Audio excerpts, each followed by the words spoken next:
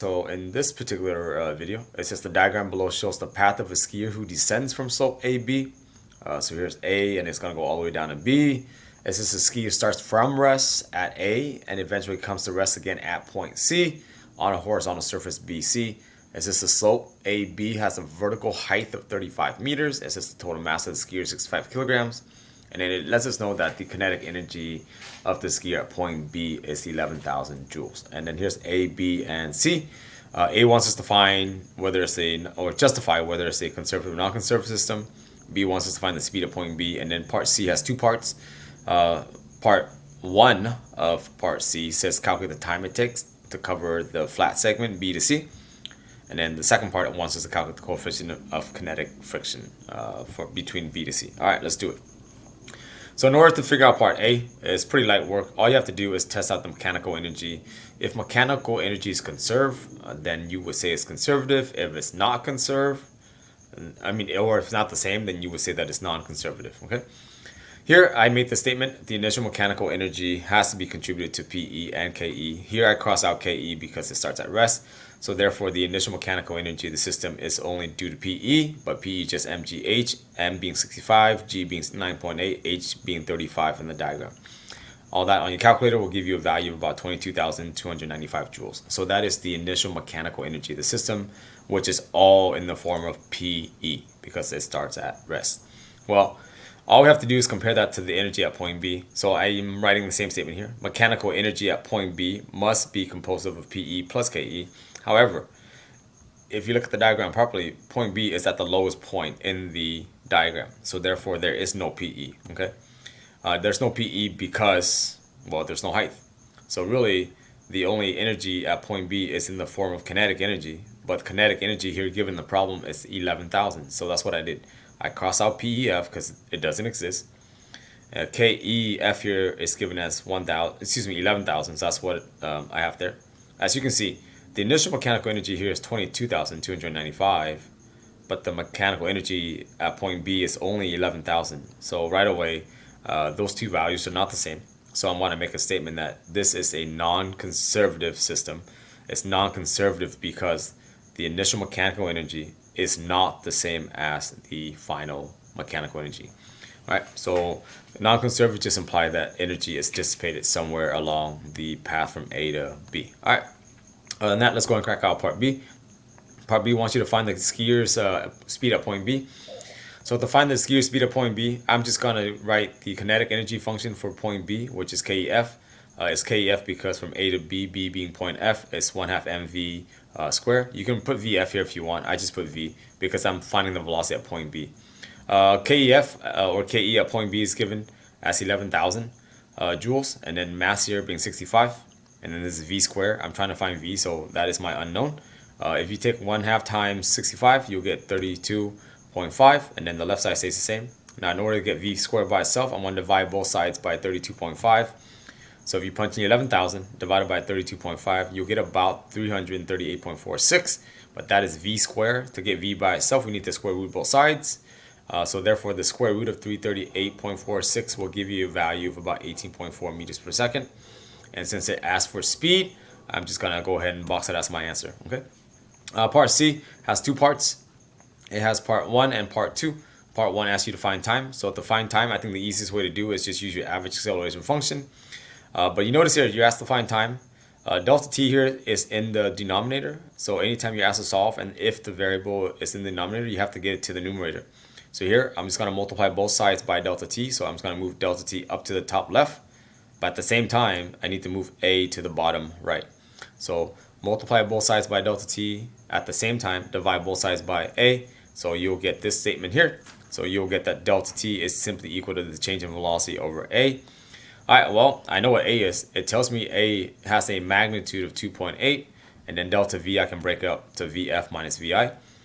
Keep in mind that this particular part here is for point B to C. So point B now being my initial frame, point C being my final reference frame. Well, if C is my final reference frame, I can cross VF out because in the problem earlier it says it eventually comes to rest again at C. So the final velocity at C here is 0. Well, I know what the initial velocity is at B. We calculated already, right? We calculated in previous, I think part B. So if you need to rewind the video, well, part B, I calculate the speed at the bottom of the ramp is 18.4 meters per second. So there it is. So VI at point B being the final at for the first segment. So if you look at the diagram properly, it starts at point A and it goes all the way down to point B. So that's the final velocity at point B, but the final velocity at point B is now the initial for B to C. So VI here being 18.4 meters per second. And then I highlighted this negative sign for 2.8 because it's sometimes overlooked.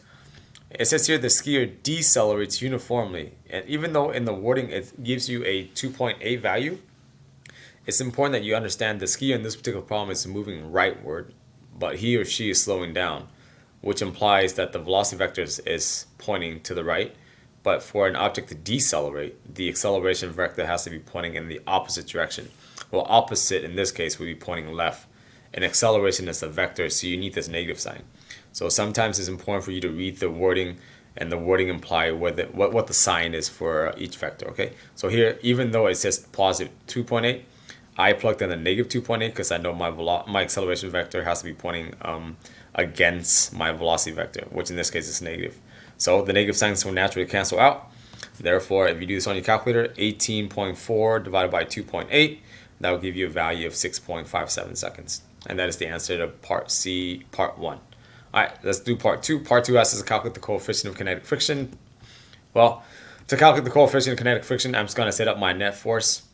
Okay, so here, using Newton's second law, the net force in the x direction equals max. Well, if you look at this particular diagram properly from B to C, the only force acting horizontally on the skier is the force of kinetic friction, right? There's no applied force. So naturally, the skier is going to come to a stop at point C, and that is contributed to the kinetic frictional force. So here, even though the statement here says net force, really there's only one force for this particular problem, and that is the force of kinetic friction. The right side stays the same. But what I do know, though, is that the force of kinetic friction is the coefficient of kinetic friction times the normal force, the contact force exerted by the surface onto the skier. So I highlighted f of n here because I don't know what f of n is. So I'm actually going to go ahead and draw out my f of g. So in the diagram here, I'm just going to draw my forces out. Well, the skier has a weight, so that's going to be pointing down the page. And weight, or in this case, force of gravity, is just mass times g. Okay, and then opposing f of g is f of n, right? Well, the skier is not accelerating upward, so the acceleration in the y direction has to equal to 0. Well, for that statement to be true, you need a minimum of two forces. In this case, the weight of the person is pressing down on the surface, but the surface is pushing up against the person. So this is my f of n. And there are only two arrows here in the vertical direction, which imply that they're equal in magnitude. So I can say Fn is equal to f of g. Okay, so therefore I'm just going to make the statement. Mu k Fn can be now substituted for mu k f of g because Fn is indeed f of g. But f of g is simply mass times gravity. So as you can see here, the masses will cancel out because it appears on both sides. So to find mu k, I can just divide both sides by g. Once again, the part 2 of part C asks us to find the coefficient of kinetic friction. So to get mu k by itself, get rid of g by dividing both sides. And then therefore, the coefficient of kinetic friction is simply ax divided by g. Once again, keep in mind that the value for ax is actually negative 2.8, right? Because it's slowing down. In this case, opposing the object's velocity vector would be pointing leftward. Left would be negative. And then g here being negative 9.8. Once again, the negative signs cancel out in here. The unit also cancels out, okay? So therefore, the coefficient is just simply 0.29 with no direction, no units, because everything cancels out. All right, other than that, I hope that helps. Stay nerdy, know me what.